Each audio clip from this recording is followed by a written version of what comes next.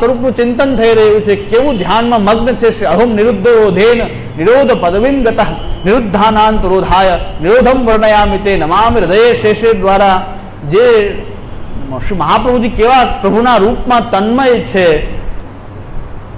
એ હૃદયમાં વિરાજતું જે ભાવાત્મક, જે મહાપ્રભુજીના હૃદયમાં વિરાજતું જે ભાવાત્મક રૂપ જે છે, એ મધુરાષ્ટક દ્વારા એનું જે માધુર્ય જે છે એ અષ્ટક દ્વારા પ્રકટ થઈ રહ્યું છે. અંદર જે આકાર લહેરું જે ભગવત સ્વરૂપ જે છે એ કેવું છે એ બહાર પ્રકટ થઈ રહ્યું છે. આ સૌંદર્ય જે શ્રી મહાપ્રભુજીના હૃદયમાં છે એનું પ્રકટીકરણ મહાપ્રભુજી કરી રહ્યા છે. અધરમ મધુરમ વદનમ મધુરમ નયનમ મધુરમ હસતમ મધુરમ મધુરાધિપતે રખિલમ મધુરમ.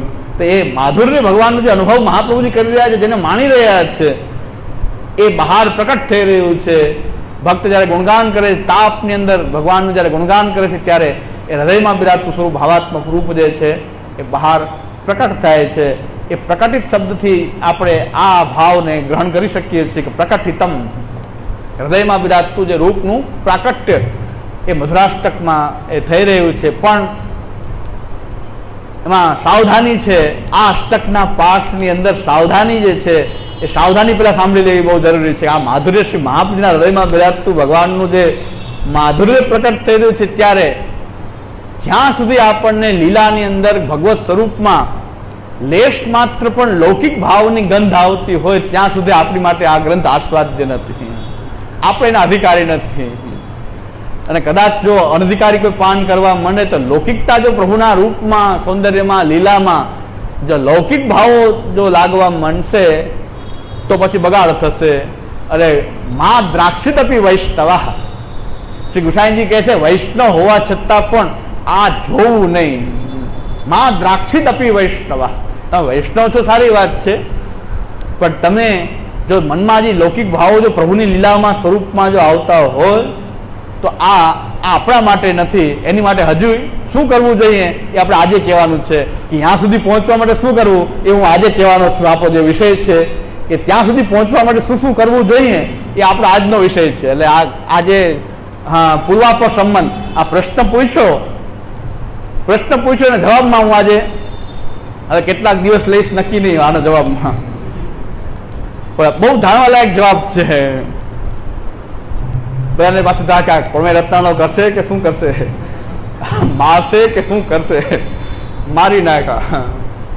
પણ પ્રશ્નના પૂર્વાપર સંબંધથી વિચારીએ, કઈ ચિંતાની વાત નથી કે આપણી માટે નથી એટલે ન્યાય ન પહોંચાય એવું નથી, પહોંચી શકાય. કેમ પહોંચાય? તો એના માટે ભગવત ભજન સિદ્ધ્યર્થ, ભગવત ભજનની સિદ્ધિ થાય. કંઈક પાત્રતા કેળવીએ. ડાયરેક્ટલી 50-100 કિલો વજન ઉપાડાય નહીં, સીધું 2-5 કિલો ઉપાડતા શીખાય. પેલા 2-5 કિલો ડાયરેક્ટ વેટ લિફ્ટિંગ કરવા જઈએ તો મણકા ખલાસ થઈ જાય ને કાયમી બેડ ઉપર આવી જાય, પથારી ઉપર આવી જાય.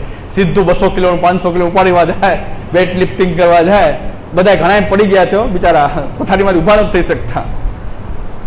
સર્વોત્તમજીની એક જ કારિકા, સર્વોત્તમજીનો એક શ્લોક સમજી લ્યો, પછી આમાં પ્રવેશ કરવો જોઈએ. એક શ્લોક સર્વોત્તમજીને સમજી લેવો જોઈએ. પ્રાકૃત ધર્માનાશ્રયમ અપ્રાકૃત નિખિલ ધર્મ રૂપમ મિતિ નિગમ પ્રતિપાદ્યમ યત તત્શુદ્ધમ સાક્ષતિ સ્તૌ.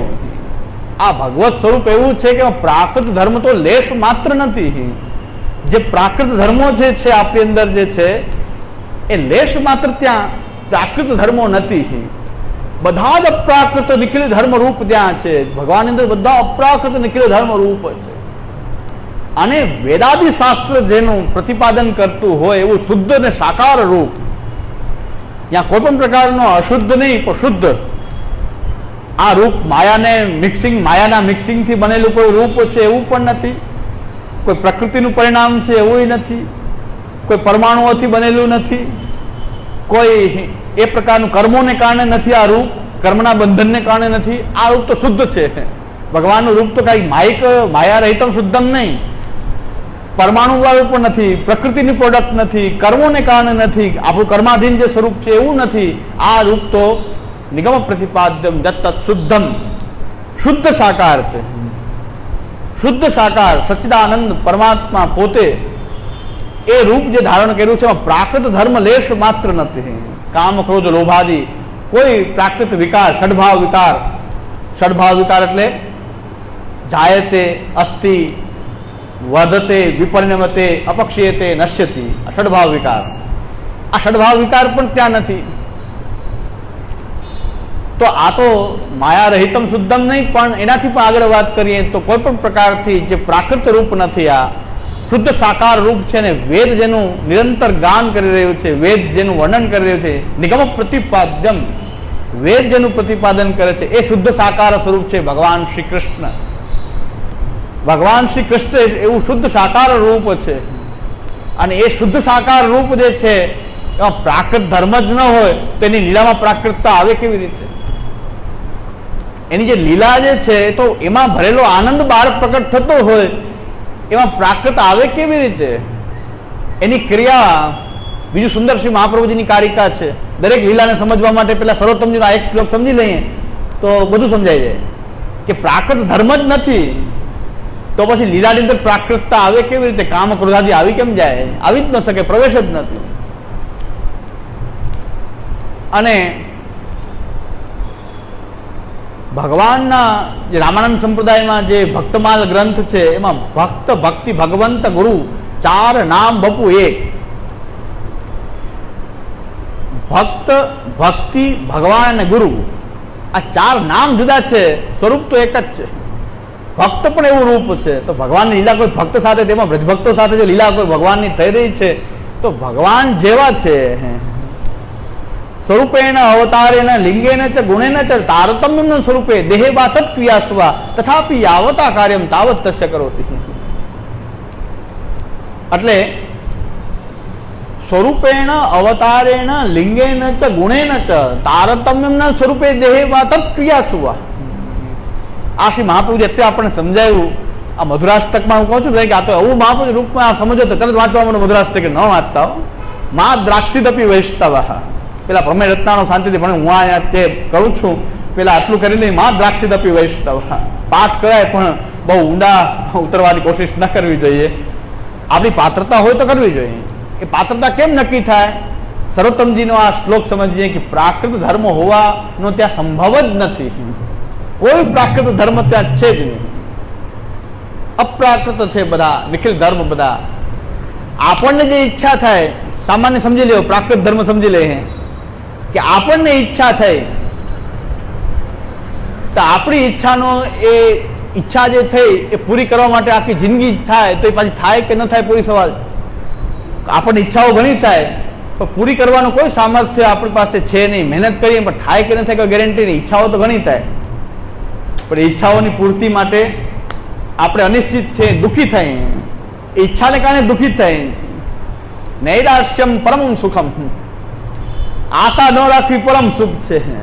આશા હિ પરમમ દુઃખમ, આશા કરવી સૌથી મોટું દુઃખ છે. દુઃખનું કારણ શું? આશા.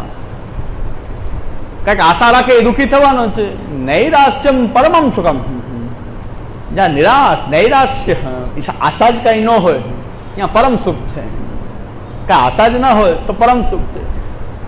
સોક્રેટિસની વાર્તામાં આવે છે કે સોક્રેટિસ બધી દુકાનોમાં જઈને ઉભા રહેતા, જ્વેલરીમાં ઉભા રહેતા, પૈસા ખિસ્સામાં કાંઈ નહીં. કારણ કે યોગ્ય ગુરુ હોય પછી એ ખિસ્સા ખાલી જ હોય, ઢોંગી હોય તો એ પૈસા ખૂબ હોય. આ સોક્રેટિસ સાચી વાત કહી દેતા તો એના કઈ શિષ્ય થોડા વધારે હોય. સોક્રેટિસ બધી દુકાને ઉભા રહે, જ્વેલરી શોપની સામે ઉભા રહે. રાત રચેલું કોઈ જ્વેલરી હોય, કોઈ શોક ભોગના સાધનો હોય, દુકાનની સામે ઉભા રહે. બધાને એમ થાય કે આની બિચારા પૈસા નથી, એટલે બિચારા જોઈ જોઈને આમ સંતોષ લે છે કે ખરીદવાના તો પૈસા નથી. એ સોક્રેટિસને પૂછ્યું કે તમે તમારે કઈ કામ નથી, લેવાની શક્તિ નથી, આ જ્વેલરીની દુકાન સામે શું કામ ઉભા રહ્યો? કે હું એ જ જાઉં છું કે હું કેટલો સુખી છું, કે આ બધાને આટલી બધી વસ્તુની જરૂર પડે, મારે એકેની જરૂર નથી પડતી. હું કેટલો સુખી છું. હું એ જોઉં છું કે આ બંગલા ગાડી મોટરમાંથી આવે એને આટલું બધું જોઈએ ત્યારે બિચારા જીવી શકે. Air condition 5 minute air condition બંધ થાય બિચારા આખું વ્યાકુળ થઈ જાય. અને મને કાંઈ જ આ એકેય વસ્તુની મારે જરૂર નથી, એ હું હરખા એટલે જોયા કરું. આ જરૂર છે મારે, આ નથી જોતું, આ એમાં નથી, આ નથી, આ ન જોઈએ, આ ન જોઈએ. તો હું કેટલો સુખી છું કે આ બધાને મહેલવાળાને આટલી બધી વસ્તુ જોઈએ ત્યારે તે જીવી શકે. અમારે કાંઈ ન જોઈએ. નિરાશામાં પરમ સુખ છે, નિરાશાની અંદર પરમ સુખ છે. આશા જ ન રાખવી એમાં પરમ સુખ છે. એટલે બ્રાહ્મણ માટે આવું બતાવ્યું છે કે બ્રાહ્મણ કઈ આશા અપેક્ષા રાખવો. બ્રાહ્મણને કોઈ અપેક્ષા ન હોવી જોઈએ. તો બ્રાહ્મણ તો કેવળ હરિભજનમાં અને ભગવાનના સ્વરૂપના ચિંતનમાં જ મગ્ન હોય, ભગવાન સિવાય કાંઈ જોઈએ નહીં. ભગવાન તો મફત છે ને, જે અમારે જોઈએ છે એ તો મફત છે. ભગવાન કહે તો હું તો મફત છું, જેટલો આનંદ લેવો એટલો લ્યો, ઘરમાં મહાપુરુષ પધરાવી જાય જેટલો લેવો એટલો લ્યો, તો ત્યાં ન લે આનંદ. અને બાકી બધા આનંદ ગોતવા જાય તો ત્યાં કંઈ મળે નહીં આનંદ, થોડીક વાર મળે દુઃખ દુઃખ હાથમાં. મહાપુરુષ પરમાનંદ સ્વરૂપ કૃપાનિધિ, પરમાનંદ સ્વરૂપ ઘરમાં પધરાવી દીધું, જેટલો આનંદ લેવો એટલો લ્યો. તો એ આનંદ લેતો હોય તો મફત આપી રહ્યા છે, મફત આપી રહ્યા છે આનંદ. સુરતમાં એક ભાઈએ કીધું હતું કે આ પ્રવચન કરે છે 10 વર્ષ પછી હવેલી કરશે, ધ્યાન રાખજો. અત્યારે પ્રવચન કરે છે ને શિષ્યો ભેગા કરે છે, પછી 10 વર્ષ પછી સુરતમાં હવેલી કરશે. અને પ્રભુ કૃપાથી હેમખેમ એ સુરતમાં લગભગ 15 વર્ષ થઈ ગયા, 14 થી 15 વર્ષ થઈ ગયા. 200 હવેલી બનાવી દીધી, 200 હવેલી બનાવી દીધી ઠાકોરની કૃપા. કે ભાઈ જે લોકો એમ કે મિશ્રી ભોગ ધરીએ છે, મિશ્રી શું કામ ધરો છો? રસોઈ થાય એ ધરી શકાય કે મરજાદની જરૂર પડે? ન પડે. તમારા ઘરમાં રસોઈ બને છે ને ભોગ ધરો, કેમ થઈ શકે? થઈ શકે. મરજાદ ન રાખવી પડે? ન રાખવી પડે. આ જ મરજાદ, ભોગ ધરીને લ્યો એ જ મરજાદ. તો અમે કરી શકીએ. તો એવા લોકો મિશ્રી ધરતા હતા, કોઈ અંસરી ધરતા હતા, એ એક સ્ટેપ આગળ વધી ગયા, જરાક ધક્કો મારી દીધો, ધરવા માંડ્યા સગડી. તો આ 150-200 એવા મને અનુભવ થયા, 150-200 એવા અનુભવ થયા કે જે સેવા કરતા હતા. અમુક ઠાકોરજી પધરાવ્યા, અમુકે પધરાવી શક્યા, નવા પધરાવીને કોઈ અમારે કરી શકાય એમ કરી, તમે કેમ રહ્યો છો એમ રહ્યો. ઠાકોરજી સેવા કરવાની તમારી તીવ્ર ઈચ્છા હોવી જોઈએ, બાકી બધું નિરાકરણ થઈ જશે. એક ભાઈ મને શિબિરમાં પૂછવા માંડ્યા, એક ગેસ હોય તો ચાલે, એમાં બહારની રસોઈ થાય, ઘરની રસોઈ થાય ચાલે, ફિલ્ટર એક હોય તો ચાલે. મેં કીધું ભાઈ સુરતમાં 250 તો મરજાદી બેઠા છે પ્રવચનમાં, તમે રૂબરૂ મળજો, આઈને જવાબ નહીં આપો.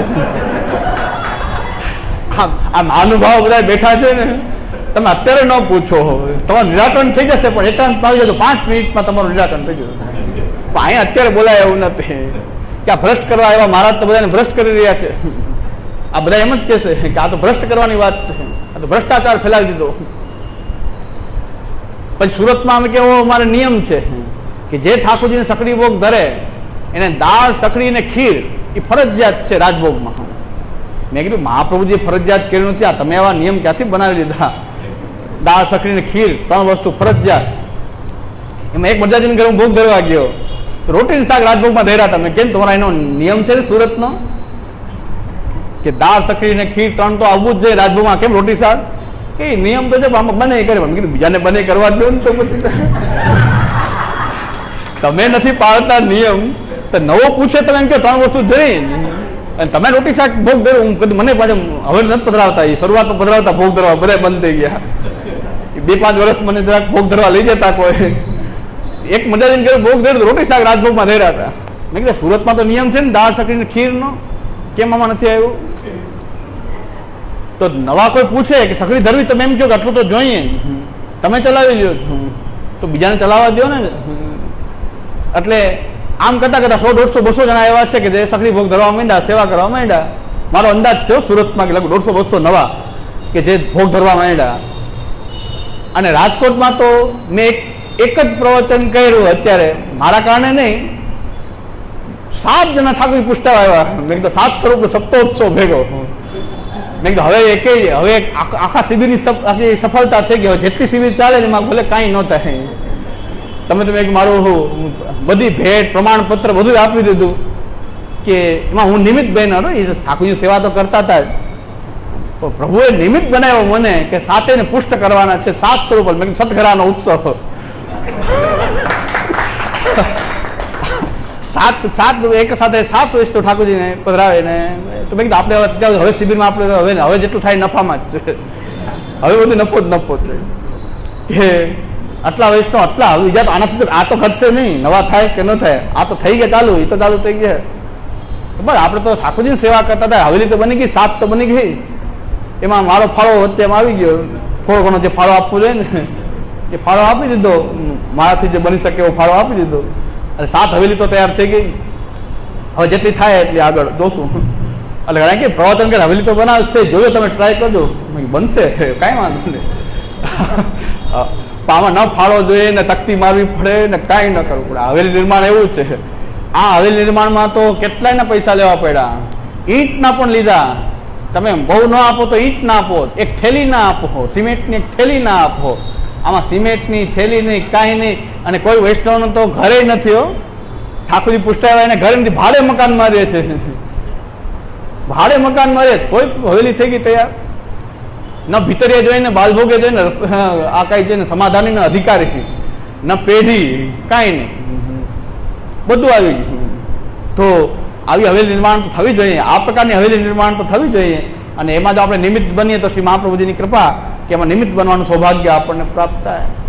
તો 7 તો પધરાવ્યા, અહીંથી 1-2 પ્રવચન થયા, ત્યાં 7 એ પધરાવ્યા. મારું કામ થઈ ગયું, મારું કામ સિદ્ધ થઈ ગયું, એટલે મારો ઉદ્ધાર થઈ ગયો, બીજું કાંઈ નહીં.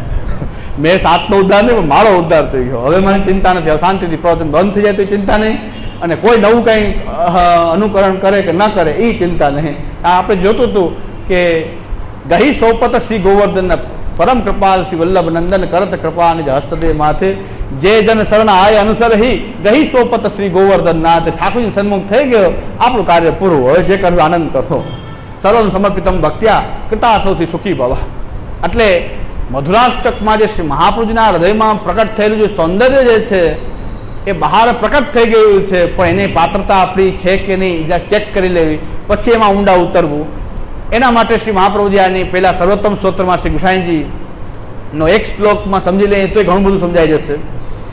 બીજું, શ્રી મહાપ્રભુજી આજ્ઞા કરે છે ભગવદ લીલાના સંબંધમાં. શ્રી મહાપ્રભુજી આજ્ઞા કરે છે ક્રિયા સર્વાપી શૈવાત્ર પરમ કામો ન વિદ્યતે. ક્રિયા બધી જ ક્રિયા સર્વાપી શૈવાત્ર પરમ કામો ન વિદ્યતે. આટલું સમજી જાય મહાપ્રભુજીની તો બધી લીલા સમજાઈ જાય કે ક્રિયા એવી લાગી રહી છે કે જાણે લૌકિક કોઈ ક્રિયા હોય. ભગવાનની ભૂખ લાગવી એવું લાગે છે કે ભગવાનને કંઈક લૌકિક ભૂખ છે એવું લાગી રહી છે. આ લૌકિક ભૂખ નથી, ભક્તના ભાવની ભૂખ લાગી રહી છે. ક્રિયા તો ભૂખ લાગવાની સમાન છે. દેરી મૈયા દદી માખણ રોટી, દેરી મૈયા દદી માખણ રોટી. સવારમાં ઉઠીને ઠાકોરજીને ભૂખ લાગે છે, પણ ભૂખ આપણને લાગે એવી આ ભૂખ નથી. આ ભક્તને એવો ભાવ થઈ રહ્યો છે કે મારા ઠાકોરજીને મંગલભોગ અરોગાવવો છે, તો ભગવાન કહે છે મને ભૂખ લાગી રહી છે. તને મંગલભોગ ધરવાની ભાવના થઈ રહી છે, તો મને પણ ભૂખ લાગી રહી છે કે મારે મંગલભોગ જોઈએ. ઘણા વૈષ્ણવ પૂછે કે આમ કરવું પડે, આમ કરવું પડે કાંઈ નહીં. થાય તો કરવું, પડવું કાંઈ નથી. આમાં રોજ પલના ઝુલાવા પડે? મેં કે નહીં. સામગ્રી આટલી કરવી પડે? મેં કે નહીં. પડે બોલે ના પડે કાંઈ નહીં, કાંઈ માથે પડતા નથી ભગવાન. ટૂંકમાં એટલું કહું છું કે તમને ભૂખ જાગે, તમને ભાવ જાગે કે મારા પ્રભુને આ સામગ્રી ધરવી છે, તો પ્રભુને ભૂખ લાગશે. તમને ઈચ્છા નથી ધરવાની, તો પ્રભુ કહે છે મને એવી ભૂખ લાગતી નથી. તમને ભોગ ધરવાની ઈચ્છા નથી, તો મને ભૂખ લાગતી નથી. તો ક્રિયા સર્વાપી શૈવાત્ર પરમ કામો ન વિદ્યતે. ક્રિયા ભૂખ લાગવાની સમાન છે. આપણને ભૂખ લાગવી અને ભગવાનને ભૂખ લાગવી સમાન છે. ક્રિયા સમાન લાગી રહી છે, પણ પરમ કામો ન વિદ્યતે. ત્યાં પ્રાકૃત ધર્મવાળી એ ભૂખ નથી, કે અપ્રાકૃત ભૂખ છે. આપણી ઈચ્છા એવી છે કે આપણને ઘણી બધી ઈચ્છાઓ થાય, પણ ઈચ્છાને કારણે આપણે દુઃખી થઈએ છીએ. ભગવાનને તો ઈચ્છા થઈ, સત્ય સંકલ્પ ભગવાન છે, કોટી બ્રહ્માંડ એક સાથે પ્રકટ થઈ જાય. ભગવાનને ઈચ્છા થાય કે મારો આનંદ બહાર પ્રકટ કરવો છે, ખાલી ઈચ્છા થઈ, કોઈ પ્રયાસની જરૂર નહીં, કોઈ પ્રયાસની જરૂર નહીં. કોટી બ્રહ્માંડ એની ઈચ્છા માત્રથી પ્રકટ થાય, અને એ ઈચ્છા કોટી બ્રહ્માંડ જે પ્રકટ કરી શકતો હોય, અને ઈચ્છા થઈ કે હવે સમેટી લેવું છે બધું, તો ભગવાન લય સર્વ સુખાવહ. તો લય સર્વ સુખાવહ, ભગવાન બધું લય એક સેકન્ડ રહે. સેકન્ડ પણ નહીં, આપણે સેકન્ડ તો વિચારીએ છીએ, કાલમાં વિચારીએ છીએ, પણ ભગવાન તો ઈચ્છા મનમાં થઈ કે બધું હવે બસ લય સર્વ સુખાવહ, બસ બધું લય થઈ જાય. કોટી બ્રહ્માંડનો લય થઈ જાય. જ્યાં કોટી બ્રહ્માંડ પ્રકટ થાય, કોટી બ્રહ્માંડ એક સાથે લય પામી શકે એવો ભગવાનનો જે ધર્મ જે છે, એમાં જે ભગવાનની ઈચ્છા હોય એ અપ્રાકૃત હોય છે. અને એ અપ્રાકૃત ઈચ્છાને કારણે જો ભગવાન કોઈ લીલા કરતા હોય, એમાં સંપૂર્ણપણે અપ્રાકૃતતા હોય છે. એમાં કોઈ પ્રાકૃત ધર્મ લેશ માત્ર હોતો નથી. જો ભગવાનમાં જે પ્રાકૃત ધર્મ એવો હોત તો પછી પશુ અને ભગવાનમાં શું ફેર થયો? પશુના ધર્મ થઈ ગયા. જો કામાદી દોષ જો હોય